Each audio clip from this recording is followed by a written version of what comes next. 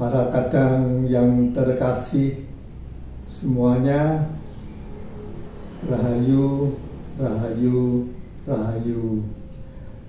Masih melanjutkan persiapan untuk calon suami dan calon istri Mas Bonaventura dan Lisnawati yang akan menerima sakramen pernikahan di Gereja Paroki Sakramen Maha Kudus Pagesangan, Surabaya nanti pada tanggal 15 Juni tahun 2024 tahun ini. Saya akan menceritakan suatu cerita yang saya dapatkan dari teman saya, seorang katakanlah kalau bahasa umumnya paranormal, orang yang mendapatkan anugerah Tuhan, yaitu beliau Bapak Suyoto yang sudah almarhum, teman saya di gereja di Ngawi, di Gereja Paroki Santo Yosef di Ngawi. Demikian Mas Guna dan Lisna, ada cerita dari Pak Yoto, teman Pak Gras dulu di Ngawi, mengenai kehidupan sang ayah dan kehidupan sang istri pada waktu atau pada waktu mengadakan hubungan suami istri, dan kemudian diberkati oleh Tuhan sehingga terjadi pembuahan dan terjadi sigot janin dan menjadi seorang bayi. Itu sangat berpengaruh kepada sifat-sifat dasar anaknya. Alkisah, ada seorang kepala desa,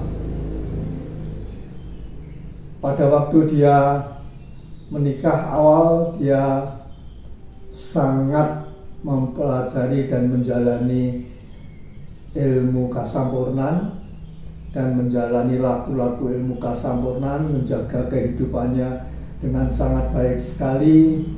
Kemudian sang istri juga demikian, setia kepada sang suami dan menjalankan tugas-tugas istri dengan sebaik-baiknya untuk mengabdi kepada Allah sesuai dengan jalan rohani yang dijalani oleh suaminya.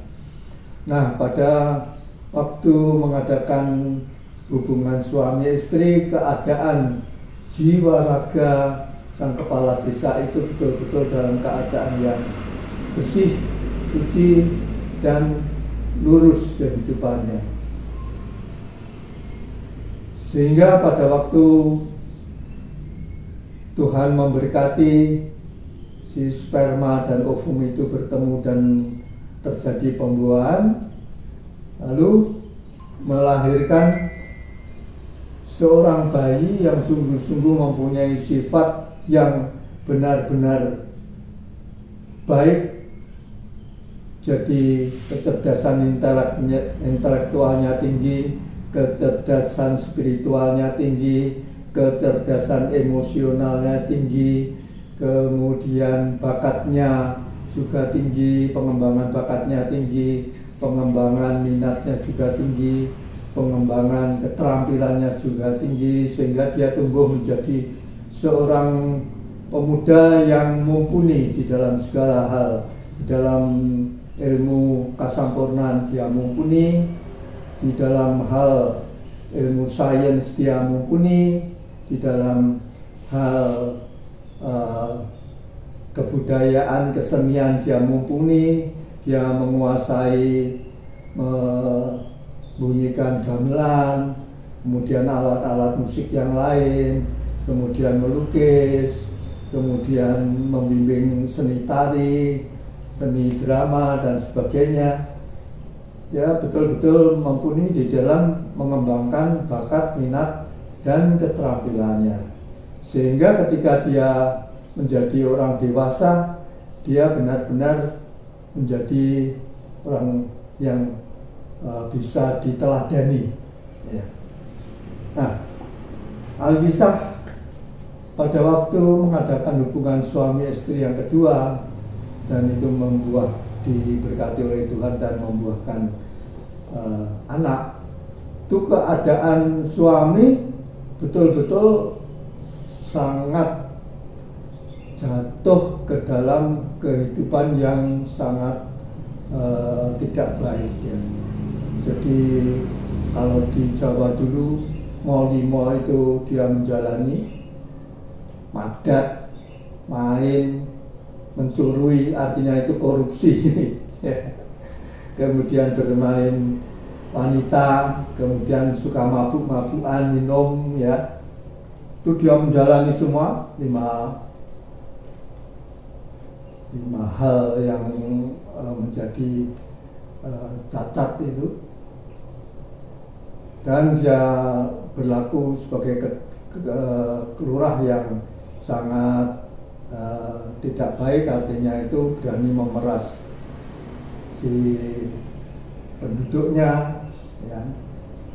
Sehingga pada waktu si ovum dan sperma itu diberkati Tuhan dan terjadi pembuahan, menjadi zigot, janin, dan keluar menjadi bayi dan tumbuh menjadi anak yang sifat-sifatnya benar-benar tidak baik, benar-benar tidak baik.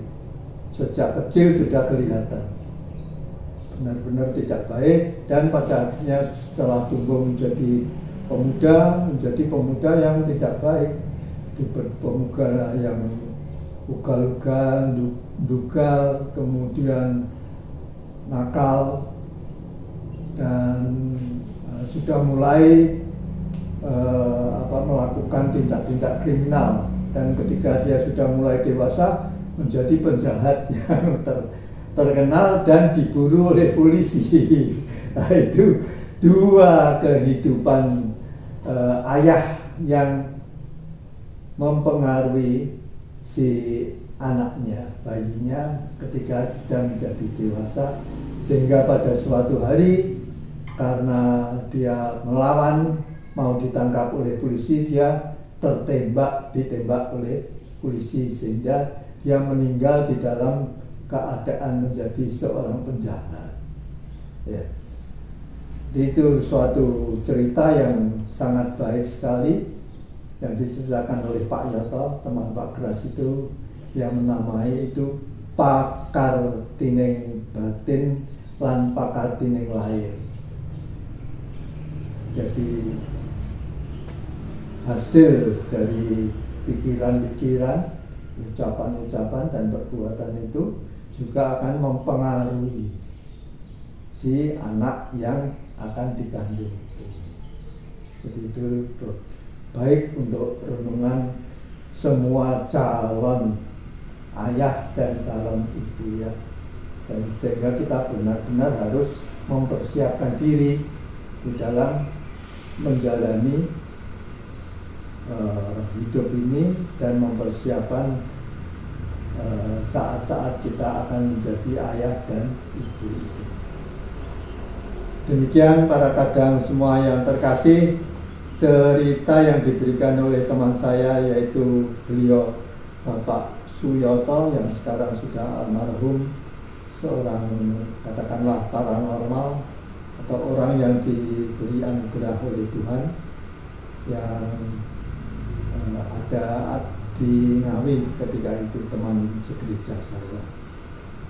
Semoga para kadang semua yang terkasih dilindungi oleh Tuhan dengan seluruh keluarga, diberi kelimpahan rezeki yang terus-menerus oleh Tuhan dengan seluruh keluarga, dan diberi kesehatan setiap harinya dengan seluruh keluarga oleh Tuhan. Rahayu semuanya, rahayu, rahayu, rahayu.